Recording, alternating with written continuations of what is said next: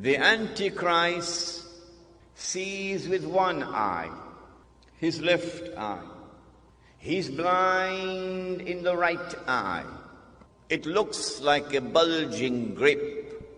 But your Lord is not one-eyed. Between his eyes, on his forehead, is written the word kafir, disbeliever. And every mu'min will be able to read it. Whether that mu'min is literate or illiterate. Well, then why is it that the one who is a disbeliever cannot read? How come? The one who has faith can read. The one who has no faith cannot read. So maybe we should send him to the eye specialist to have his eyes examined. Why can't you read? But the report comes back from the eye specialist. Perfect vision. No glaucoma. No cataract. His eyes are perfect. Well, then why can't he read? Even though his eyes are perfect. And why is it that the one who has faith can read and recognize kafir, disbeliever? Maybe that the one who has faith is not reading with these eyes. Do we have any other eyes beside these eyes?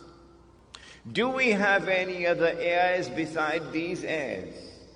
Do we have any other means of acquiring knowledge other than through sense perception and rationality? The modern godless world says no. The Quran says yes. The Quran says that the heart can see. The Quran says that the heart can hear. When faith enters into the heart, then Allah puts nur in the heart, light. And with that light, the heart can see what these eyes cannot see. And so now it is plain and clear that when the one who has faith is seeing, he's seeing with more than these eyes. He's seeing with the heart. And so now it is also plain and clear that when Dajjal sees with the left eye, it symbolizes external vision.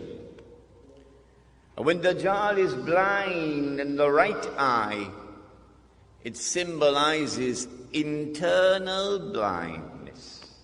With this introduction, we understand now that when we're dealing with the subject of the Antichrist, there is a lot of symbolism involved in it. Religious symbolism, which needs to be interpreted. In previous lectures, we were told about a divine promise which was communicated to the Israelite people, that Allah was going to send a prophet who would be known as Al-Masih, the Messiah, and who would rule the world with justice, confirmed by Nabi Muhammad alayhi salatu wasalam. He would be Hakimun Adil. He would rule the world with justice. From the throne of Nabi Dawood alayhi salam, the prophet David, and with a rule which would be eternal.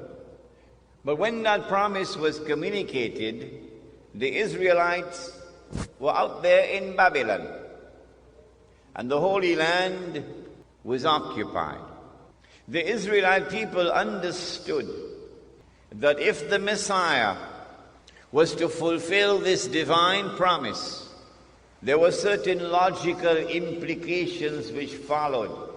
Number one, that he would have to liberate the Holy Land. Number two, that he would have to bring the believers back to the Holy Land to reclaim it as their own. Number three, that he would have to restore the holy state of Israel, founded by David and Solomon. Allah's blessings be upon them.